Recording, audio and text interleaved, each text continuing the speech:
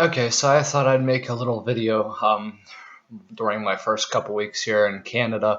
And then, not only would it be, good for the other students that are looking at coming to Canada to, see what I've been doing at the first, parts of my trip here, as well as something that I could look back on what I'm finished here in Quebec and see how things changed over time, from when I first arrived to my first classes, and then towards the end of the semester when I'm going back to the United States. um, I know some of the stuff I'm going to talk about I've actually covered already in the post that I made about a week, no, actually about 4 days ago, actually, about like the driving and like the paperwork and things like that that I had to go through, as well as the couple different trips that I've made. I posted most of the photos from my trips on my actual Facebook, the one under Noah William, and not just the page, the one with Noah's World Travels, but on the actual one. And then I also mentioned, I think, a little bit about my classes. Now that some time has gone past and I've actually, had some more of my classes and a little more time has passed, that I kind of get a more of a feel for the classes that I have. And then also my process of making new Canadian friends or friends from France or even one from Maine. Okay, so first I'm going to talk about the drive here. Um, when I left on the 30th of August. I left from my hometown of Derry, Pennsylvania, which is a small town in Westmoreland County, not far away from Indiana County. I drove from my house the whole way up past State College and then straight up north towards Ithaca and Syracuse. And then I stopped in Massena, New York, and stayed overnight there. That drive, I think, was stopping. I think it was around like 10 hours, including all the time I stopped. I didn't really stop that much, just enough to get some gas and some food and things like that along the way. And then from Massena, New York, I crossed over into Cornwall, Ontario. Cornwall, Ontario is, I think, the closest, small city to Massena, New York, right across the border. And then I jumped on I believe it was the 401 past Cornwall, Ontario, and then took the 401 the whole way into Quebec. From Quebec, I took Route 40 from the Quebec border through Montreal, and then the whole way through Montreal, the whole way up to Trois-Rivières, and then I got off in Trois-Rivières, and it's like the auto Route 40 is like really really close to me, so it was pretty easy to navigate myself up here. Yes, it was a long drive, lots of mountains in Pennsylvania, and then once you cross over to New York, it wasn't as mountainous. And up here, it's actually pretty flat, unless you go a little north or go a little more inland towards some of the lakes. Um, and then I'm going to talk about the paperwork. Okay, the paperwork when I first got here, I had no clue. I'll start with this: no clue where I was supposed to park my car. So I found a visitor section where I actually parked my car. And then right after that, I had this welcome for all the international students, and that started at 10 o'clock, and I got there at like 9:45. So I was told pretty good on time. I got there just in the nick of time, and they had a meeting, and just a bunch of different administrative individuals all came up and just presented who they were, about the program, wishing everyone good luck, and blah blah blah blah blah. And then right after that, I went and tried getting my student ID card, and this is where I ran into the problem.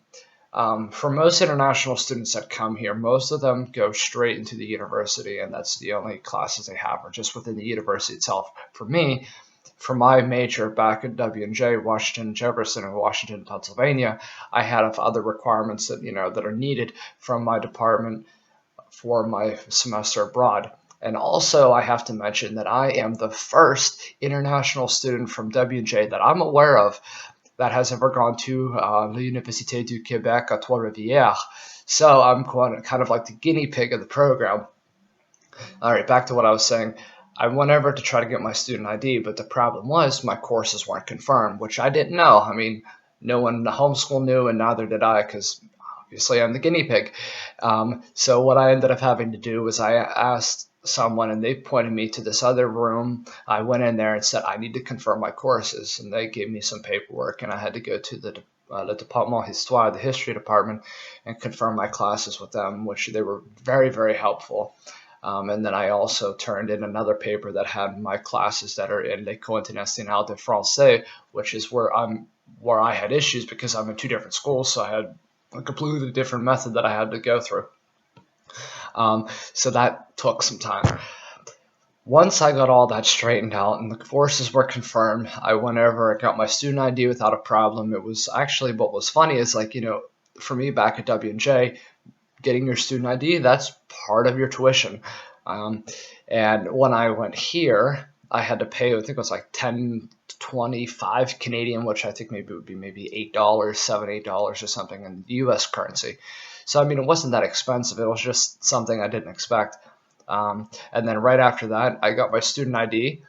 And I had actually the day before I forget to say this, I went over to my residence and I got my apartment, which I actually like. I'm sorry, W&J, I'm really sorry for saying this, but I think the apartments and rooms here are much, much nicer, much cheaper. They have better rooms. Like everyone, like at least in my building, everyone has their own room. There's actually a kitchen, there's a living room, there's a bathroom that the four of us share, and then there's a total 4 guys in here, and obviously I'm one of them. So there's only 3 other people, but we have 4 bedrooms, 1 living room, 1 kitchen, and 1 bathroom. And the rent is, like, I think in US currency, like $350. Sorry, WJ, you need to catch up. Your facilities aren't as nice, and their facilities are much nicer here and for a much lower cost. Sorry, I had to say that. And then also, what else did I want to say? Oh, when I went to the residence office, I had to I had to confirm everything, sign my paperwork, get my keys for my room itself. And when I went and did that, I was so happy because one of the biggest concerns when I came here was rooms and then parking, because I brought my car from America, and it's not like I can just, when I'm at Washington, if something happens where I have to take my car home, it's an hour away, no big deal. But here, I'm 13 hours away. So I walked in, did all the paperwork, and she goes, "Oh, by the way, I wanted to give you this." She had figured out a parking space for me, and it was like right by my dorm, like right by the path to go right down towards my dorm, which was like a gift from God to me because I don't like walking far to my car. Yes, we Americans, if a foreigner is watching this, yes, we Americans love our cars, but until you've come to our country and realize that the public transportation system is bad, and if we go to build one, it's going to cost probably trillions of dollars because our country is massive, just like Russia or Canada or India or something like that, or China. But anyways, I got the parking permit, which was really close, and then I took that paper that I got from Natalie, and I took it over to back to the same place where I was like jumping around with all the paperwork, went back over to the same place and got the parking permit right by my dorm, officially approved. But here's another thing. I had to pay 180 Canadian for my parking, which is like 120 US dollars for 1 semester. But I was willing to pay it because it was right by my room, and I was not going to pay for this stationnement alternative because it's completely like a kilometer away, and no, that ain't happening. And then I'm going to move on now to some things that were on the brighter side. Just to recap what I just said, the reason I mentioned all that is just, for the students that will be coming here to Canada, so they can kind of get an idea of, what to expect. It's not a horrible process. It's just, I was unaware of how everything went, and I wanted to, kind of tell everyone what the process will be when you get here, so you're a little more prepared and understand everything. Okay, and then now on to the trips.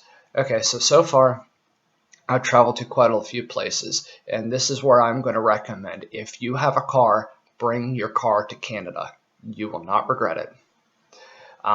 Because so far I've traveled to Montreal. There's a little Indian reservation south of Montreal that I went and got cigarettes at for like 90 cents a pack. So I'm, just so no one jumps down my throat, I'm not encouraging people to smoke. But if you do, go to Conowick.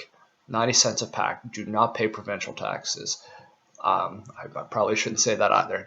I'll just go back. Just go to Conowick. And drove there. And then I also drove to Quebec City during the night.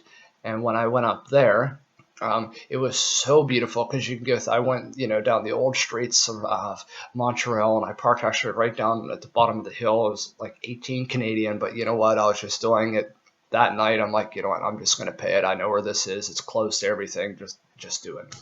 I parked there and then walked all around the little shops and things like that. And it was nighttime, and there was this big painting on the side of a building, absolutely beautiful. And then I walked up to the chateau, and when I got up there, it was absolutely beautiful. You can look all over the St. Lawrence River and all over the city. It was a very clear night, and the temperature wasn't cold, neither was it hot like back in Pennsylvania right now. And then I also went to a national park north of me. For the life of me, I cannot remember the name of the park right now, but if I do remember it, I will mention it. I think it was Mauricie or something like that, Le Parc National or something, Le Mauricie, something like that. I have to look. But I went hiking there. I hiked about 10 kilometers. And for me, I don't really walk that much. And if I do walk a lot, like, when I'm in Europe, it's usually on flat land.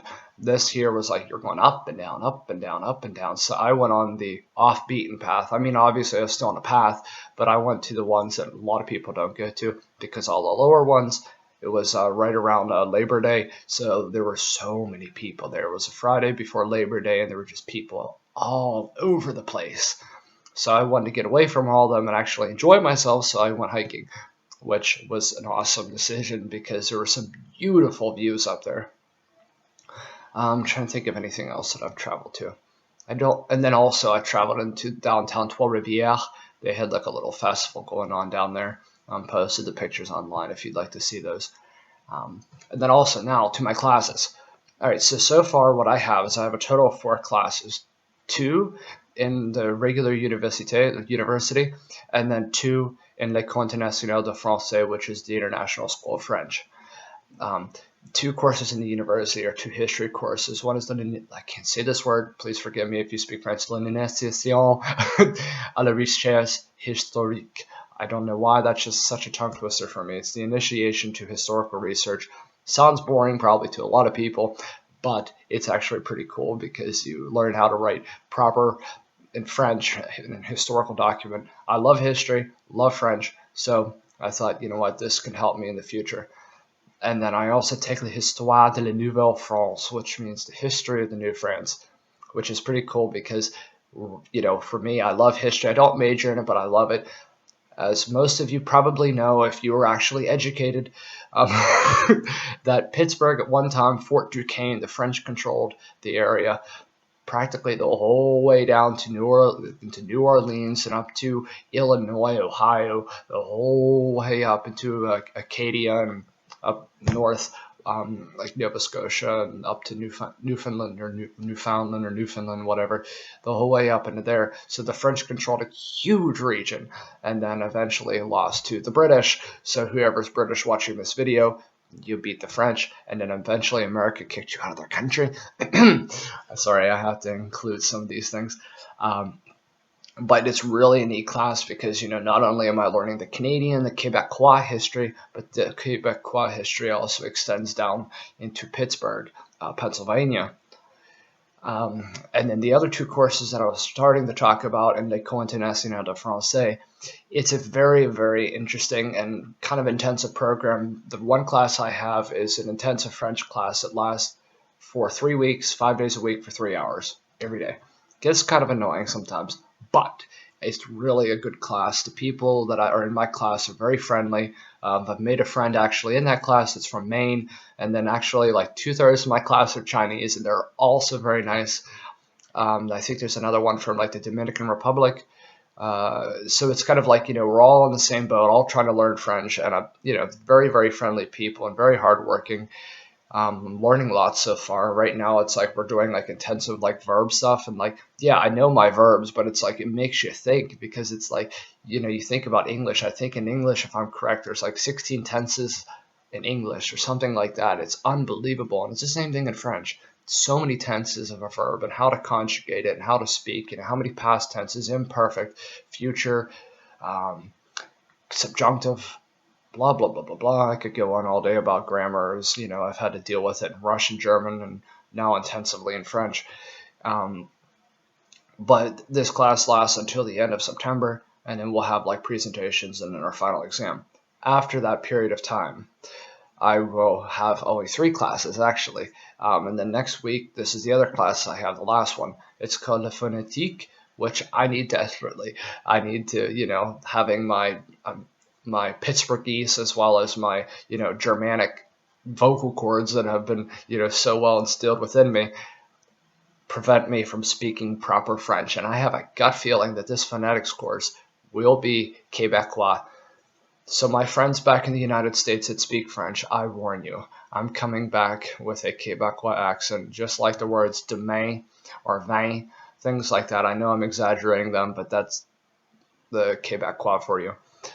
So this phonetics class will last the whole way until the end of the semester. But what's really nice is after this, like I said, after this French class is over, this intensive one, I'll only have classes Tuesday, Wednesday, Thursday.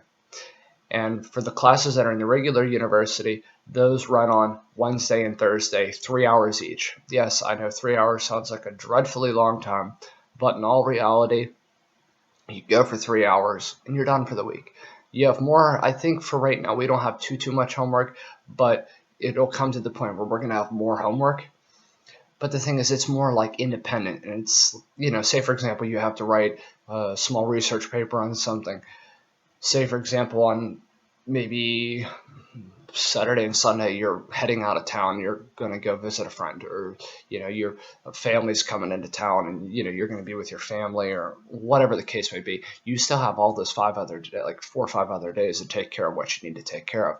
So yeah, you have to sit in class longer and you may have a little more homework at one time, but you think about it. If you're a person that is determined to do your work and you can get it done, it's not that bad of an idea. Actually, I think I might prefer that back in the US, where you just deal with it for 3 hours, you learn everything you can, go home and review on your own and things like that, because if by the time you get to college, I think you're a big boy and big girl then, that you should be able to do it. I mean, at times, it's like, oh, you don't feel like doing it, you don't want to do homework, you're overwhelmed. I understand. That's like me about every day. And last but not least for this video, sorry it's 17 minutes, but I wanted to try to be as formative as possible. Making friends. When I first got here, there was actually, I don't think anyone in my room, in my apartment. I don't know if my roommate Etienne was there yet or not, but I met him, very, very friendly.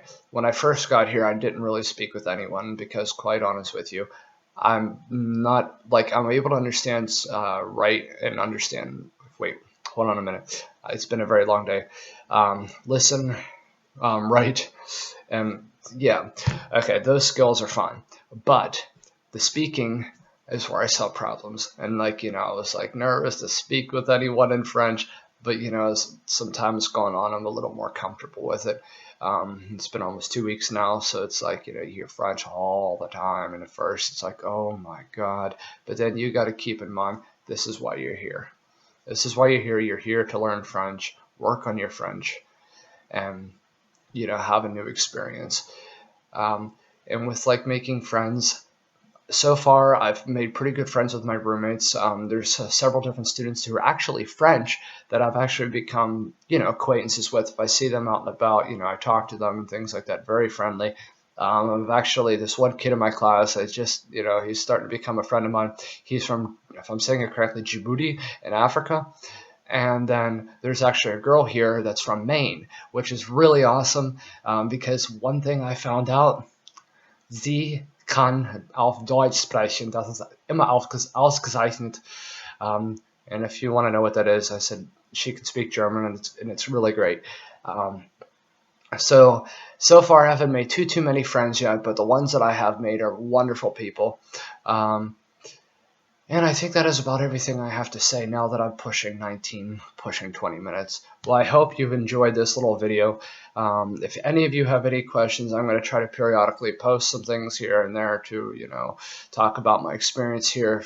If you're a student from WJ that's curious about coming here, or if you, I guess just basically if you're curious and coming here and you're looking at, what the program's about, what they offer, want to see pictures of the university, want to talk to me, if I know you, you're more than welcome to have my cell phone number, as long as you're not some strange person on the internet somehow zoning in on my videos. I don't want you to have my number, but if I do know you and if you want it, send me a message on here on my Noah World Travel page, or on my normal Facebook, Noah William. The other one I don't really pay attention to. I don't really even know why I still have it. But anyways, thank you for watching and dealing with this for 20 minutes. Bonne nuit, mes amis.